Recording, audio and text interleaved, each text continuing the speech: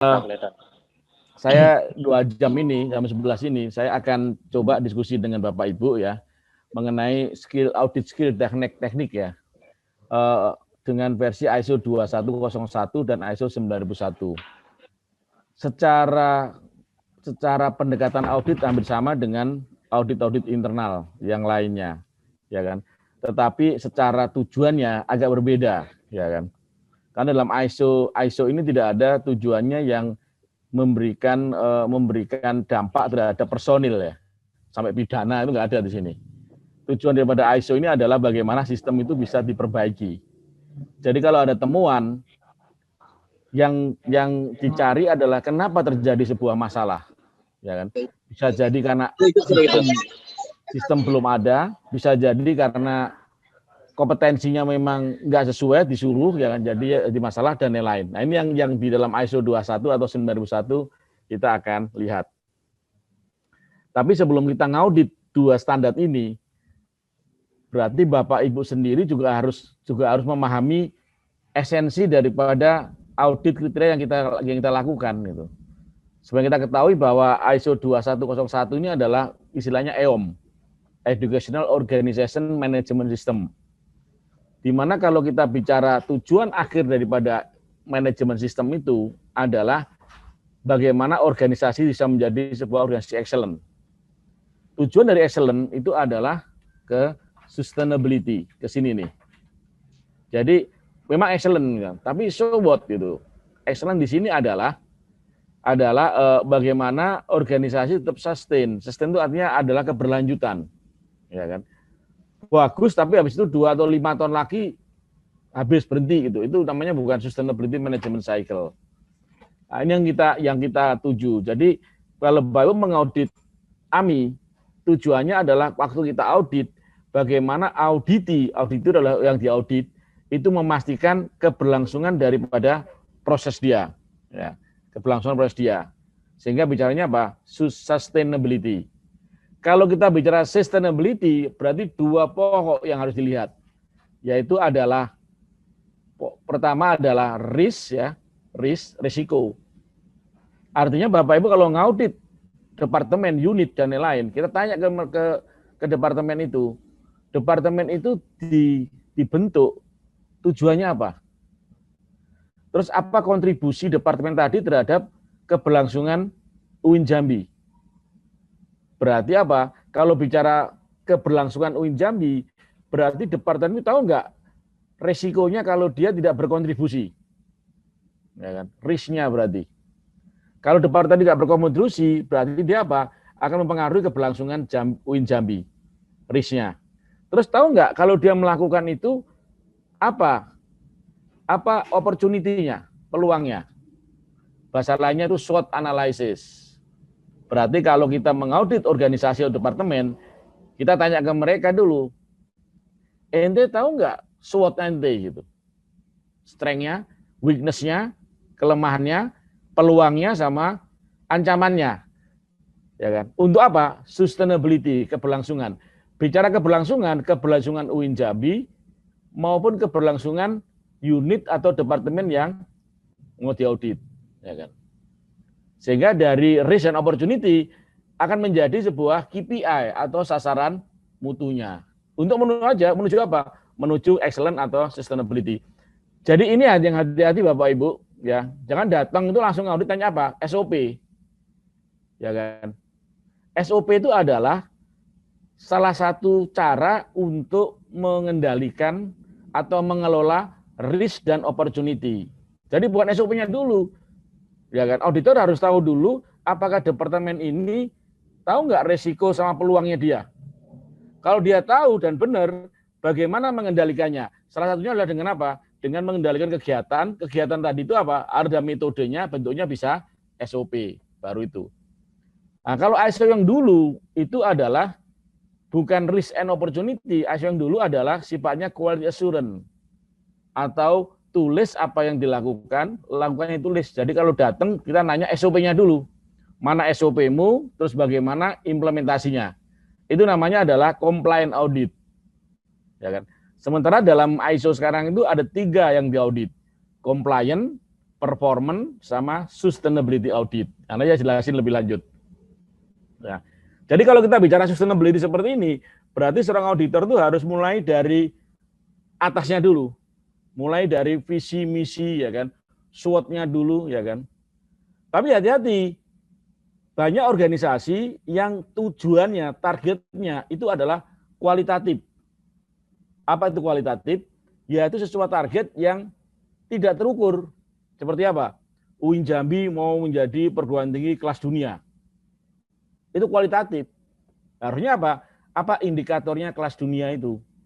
Kami akan memberikan kepuasan kepada semua stakeholder. Itu kualitatif, karena kepuasan itu harus jelas indikatornya. Tolok ukurnya apa?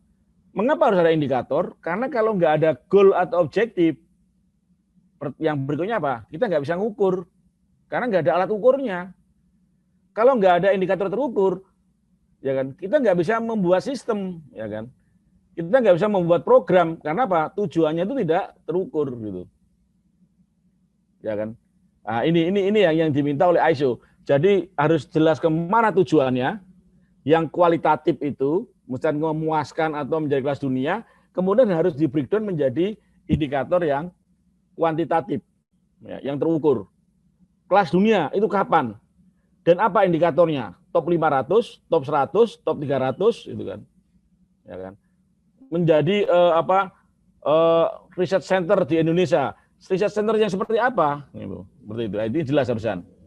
Outcome-nya bagaimana, kemudian bagaimana mengukurnya. Kalau bilang bagaimana mengukurnya, berarti kita nanya kepada auditi. Ente punya sistem nggak untuk memastikan bahwa indikator tercapai? Nah itu. Kapan mau naik gaji? 10 tahun lagi gitu. Nggak bisa. Kapan naik gaji? Ya, kalau Allah berkehendak saya naik haji atau mengalir saja. Ya. Itu adalah sebuah indikator yang kualitatif. Dari situ apa? Saya 10 tahun lagi akan naik haji misalkan ya. Ini kalau dilihat dari sistem ya, bukan dari kaidah dulu. Nah, 10 tahun lagi baru kita membuat program bagaimana memastikan bahwa 10 tahun lagi kita akan naik haji. Bentuk sebuah proses. Bentuk sebuah proses, aktivitas, kegiatan, kemudian bagaimana ngukurnya, setiap berapa periodik itu dievaluasi. Bisa jadi apa? Oh ternyata 10 tahun lagi nggak mungkin. Direvisilah indikator tadi menjadi 15 tahun dan lain-lain. Ya. Nah, ini kira-kira yang diminta oleh ISO. Oke. Nah, bagaimana sekarang hubungannya dengan ISO 21000 2018 ya kan? Seperti ketahui bahwa universitas itu tridharma ya kan. Pendidikan, penelitian dan pengabdian. Itu menjadi mutu daripada pendidikan tinggi, ya kan. Ah, seorang auditor ya kan, ini harus bisa mengintegrasikan 3 hal ini. Ya kan? 3 hal ini. Ya. Jadi bagaimana integrasi daripada penelitian yang link dengan pendidikan dan dia menunjukkan bahan ajar baru dan lain-lain, ya kan? Permasalahan terapan di sini, tiga piramida ini yang benar-benar menjadi indikator bagi UIN Jambi. Ini dilihat oleh seorang auditor. Jadi auditor tidak bisa melihatnya hanya pendidikan saja, penelitian saja, atau pengabdian saja. Bagaimana penelitian berdampak terhadap pendidikan? Bagaimana peran pengabdian terhadap penelitian atau terhadap pendidikan? Nah ini yang kita harus audit integratif. Kenapa? Karena kita mengaudit sistem. EOM itu kan Educational Organization Management System. Bapak Ibu ini auditor sistem, bukan auditor SOP ya, bukan auditor dokumen. Berarti apa? Output daripada audit kita itu adalah kita memberi laporan bahwa sistem itu sudah terintegrasi kah gitu. Karena sistem itu adalah suatu rangkaian yang saling terintegrasi menuju suatu tujuan. Ini. Nah, bagaimana dengan hubungannya antara SPMI atau BAN PT 9 kriteria dengan ISO? Jadi pada waktu mengaudit, Bapak Ibu jangan memisah-misahkan ini ISO, ini SPMI, ini 9 kriteria. Karena yang kita audit ini adalah Integrated Management System di UIN Jambi. Ya kan? Bagaimana 3 kriteria atau sekarang ditambahin dengan International Accreditation atau International Requirement itu menjadi satu kriteria. Kalau istilahnya makanan, itu Bapak Ibu membuat rawon istilahnya. Rawon itu kan makanan di Jawa Timur yang semua dicampur jadi akhirnya hitam warnanya ya kan. Kalau di Makassar itu coto Makassar, kalau di Jambi namanya apa ya? Ya kan? Bukan makanan tuh yang ada ayam gulai, ada ini, bingung nanti di bawah ya kan? Ya, jadi kita membuat satu makanan yang dicampur jadi satu ya sudah dimakan itu. Itu namanya integrated management system. Yang isinya itu bisa mengandung ISO, bisa mengandung kriteria 9 kriteria BAN PT, bisa mengandung international accreditation, dokumennya pun juga bisa. Di dalamnya ada dokumen SPMI, ada dokumen lain-lain dan lain-lain. Ya kan? Jadi skenario yang dipakai ini. Nah, ini adalah skenario dari ISO 2101, kemudian linkkan dengan 9 kriteria. Ya kan? Jadi pertama kita bicara visi, misi, tujuan, strategi. Harus clear di sini. Inilah yang pokok untuk menuju ke arah sustainability. Jadi ini semua tuh buat apa sih gitu? Memangnya kalau kita dapat akreditasi, so what gitu kan? Berarti tujuan akreditasi itu apa? Untuk memastikan bahwa UIN Jambi ini, misalnya kalau dapat unggul atau dapat A, itu mempengaruhi daripada reputasi atau legalitas daripada UIN Jambi dan seterusnya, ya kan? Seperti ini, ya kan? Nanti di masing-masing ini ada klausul-klausul ISO ini, masing-masing ini, ya kan? Sehingga ini kan klausul ISO-nya ini, klausul ISO-nya. Berarti Bapak Ibu sekarang tinggal pertanyaannya, Bapak Ibu nanti memulai AMI apa ini? AMI akreditasi 9 kriteria kah? Atau AMI-nya 9001 kah? Atau AMI-nya 21 kah? Atau AMI-nya international accreditation? Karena dengan itu Bapak Ibu harus pastikan bahwa Bapak Ibu telah mengaudit semua kriteria. Kalau sekarang Bapak Ibu AMI-nya adalah AMI 9001 dan 2101, berarti Bapak Ibu memastikan semua klausulnya 9001 dan semua klausulnya 21 telah teraudit. Telah teraudit gitu. Gimana memastikannya? Nanti saya jelasin. Jadi apa tugasnya AMI nanti itu? Oke. Nah, klausul ini kalau dibuatin roadmap-nya itu seperti ini. Ya, klausul ini. Jadi seorang auditor itu pertama adalah dia mau melihat, ini seorang auditor nih, melihat bagaimana sistem manajemen itu bisa berjalan. Auditor kan melihat dua hal itu, pertama. Yaitu pertama apa? Leadership and commitment. Artinya apa? Kalau Pak Rektor tidak komit, kalau Bapak Ibu Wakil Rektor tidak komit, kalau Bapak Ibu Dekan dan jajarannya tidak komit, Kabiro nggak komit, Danen nggak komit, ISO di bawahnya pasti akan nggak jalan. Sehingga Bapak kalau ngaudit, Bapak pertama kali apa? Ketemu dulu leadernya. Kalau di lembaga ketemu ketua lembaga, kalau unit ketemu ketua unit, kalau prodi ketemu kaprodi dan ketemu dekannya misalkan. Di situ kita lihat apakah beliau-beliau itu komit nggak? Kalau beliau nggak komit, itu sudah dibauin itu, udah baunya apa? Masih di bawahnya akan amburadul itu nanti. Ya kan? Ya ini. Jadi yang membuat sistem tadi jajaran apa? Komit leader. Tapi tidak cukup hanya komit leader. Leadernya komit, rakyatnya komit enggak? Berarti apa? Munculkah komunikasi antara atas dengan bawah? Bahasa lainnya adalah partisipasi dan consultation. Awareness, kepedulian di situ nih. Itu diatur oleh klausul. Kalau di angka-angka 51 cuma itu klausulnya ISO itu, diminta oleh ISO. Dari sini, dari komitmen ini dipetakan nggak ke dalam risk dan opportunity? Karena tidak bisa hanya komitmen saja, tapi nggak ada strategi, percuma. Kalau komitmen tapi nggak punya strategi, gitu kan? Ya kan? Saya komit untuk misalkan kalau naik gaji, tapi nggak ada strateginya, ya kan? Ya. Berarti kita apa? Harus membuat strategi. Kemudian kita membuat apa? Strategi tadi apa? Berikut risk dan opportunity. Tadi itu risiko dan peluang. Di sini dari mana ini? Dari SWOT analysis yang di sini nih. Ya kan?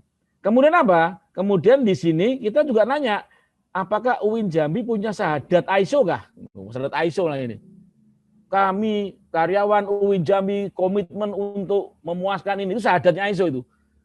Ya, jadi saya pernah itu diundang oleh salah satu UIN di Jawa yang saya diminta untuk mempertanyakan apakah ISO ini jangan-jangan mau mengkristenisasi kami gitu. Dia bilang gitu. Pak Rektornya bilang gitu sama Bapak Rektor. Saya bilang, kita juga kupas ISO ini. Setelah kita kupas, ternyata sebenarnya ISO ini banyak yang mengacu daripada ajaran-ajaran Islam itu. Nanti Bapak Ibu kalau punya penelitian setiap klausul ini di Al-Quran ayat berapa dan lain, wah itu manis lagi itu. Kalau bagus lagi, kemarin saya tantang UIN Malang itu setiap klausul ini ada nggak acuan kaidah-kaidah Al-Qurannya? Adakah acuan leadership di Al-Quran itu ada surat apa, ayat berapa? Oh, itu manis itu kalau dokumennya bisa seperti itu tuh. Ya kan? Manajemen risiko. Di manakah di dalam di dalam kaidah-kaidah. Jadi sehingga Bapak Ibu akan membuat sebuah dokumen bagaimana dokumentasi sistem manajemen mutu untuk institusi Islam. Dulu saya tantang itu UIN Malang ya. Kemudian kemarin itu UIN Sunan Ampel ya. Nah, kan UIN Jambi bisa memetakan itu satu-satu itu. Ya kan? Sehingga bisa membuat kalau perlu membuat klausul-klausul ISO 9021 menurut versi Islam. Klausulnya sama tapi bagaimana filosofinya di dalam Islam. Oke, balik ke sini lagi. Sahadatnya ini policy kalau di ISO, namanya kebijakan mutu, ya kan? Value kalau di dalam organisasi manajemen. Value, nilai-nilai keorganisasian itu seperti apa? Ya kan? Ini kira-kira. Kemudian peta peran dibagi role-nya. Action strategi toh, tapi nggak ada siapa yang bertanggung jawab. Itu kadang kayak kerja bakti itu loh. Kalau kita kerja bakti di kampung, itu kan nggak ada job desk-nya itu. Semua orang datang, akhirnya apa jadi? Di kerja bakti itu ada yang kerja, ada yang ngobrol, ada yang ngopi, ada yang rokok, ya kan? Kenapa? Karena peta perannya tidak terbagikan itu, ya kan? Nah, sama organisasi juga nggak bisa punya strategi tapi nggak jelas peta perannya. Kalau bicara peta peran, berarti kita bicara apa? Bicara kompetensi, ya kan? Bicara manpower planning, bicara kebutuhan, ya. Nah, di sini dia bicara ini. Bagaimana peta perannya, bagaimana kebutuhannya, kompetensi dan kepedulian. Setelah ini dijalankan, baru berikutnya apa? Dicek, dimonitor. LKKP, LKPS atau LED dan lain-lain. Bahasa lainnya apa? Cek. Untuk apa? Untuk melihat positioning kita. Sudah seberapa jauhkah, ada gapkah antara tujuan yang kita mau tuju dengan realisasinya. Karena kalau kita tidak melakukan pengecekan, kita nggak bisa tahu apakah kita sudah sampai ke ujung atau masih belum gitu. Ya kan? Seberapa besar gapnya? Kalau gapnya besar berarti effort juga besar, ya kan. Nah ini kita melakukan seberapa bagus kita positioning istilahnya. Setelah itu apa? Kita bisa nggak lebih bagus lagi? Tadi Pak Rektor juga bilang nggak masalah berapa rankingnya. Itu untuk positioning dulu. Tapi setelah itu Bapak harus target 5 tahun berapa positioningnya, ya kan? Direview di situ, ya kan? Direview. Erlangga itu sampai pakai konsultan dari Inggris ya untuk bilang top 500 dunia itu. Sampai dia hire konsultan dari Inggris untuk membuat dia top 500 apa yang dia lakukan dan lain-lain. Terus dia setiap tahun itu melakukan positioning. Ya kan? Positioning, kemudian direview lagi, ya. Nah, ini. Itu kira-kira gambarannya. Ini yang diminta oleh ISO secara sistem sebenarnya. Nah, artinya apa? Sebagai seorang auditor, Bapak Ibu ngeceknya ini ke setiap auditi. Auditi, goalmu apa? Apakah goalmu tadi nyambung nggak dengan range-nya Jambi?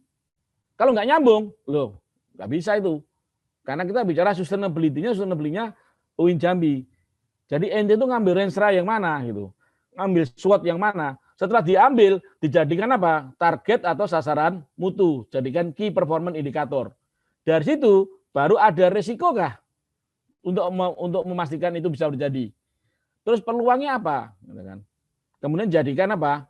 Jadikan sebagai indikator. Kemudian apa? Pengawaan. Job desk-nya adakah? Siapa peran siapa ini? Siapa job desk-nya siapa? Tugas siapa? Setelah itu apa? Bagaimana kompetensinya? Gitu. Ya kan? Bagaimana prosedurnya? Akhirnya bilang begitu. Terus setelah itu jalankan. Baru kita bilang, mana buktinya bahwa itu telah dijalankan. Saya jalankan, dicekkah antara yang ditujukan sama yang dijalankan. PDCA itu Plan, Do, Check, Action atau PPEPP. Ya. Itu gambarannya ini.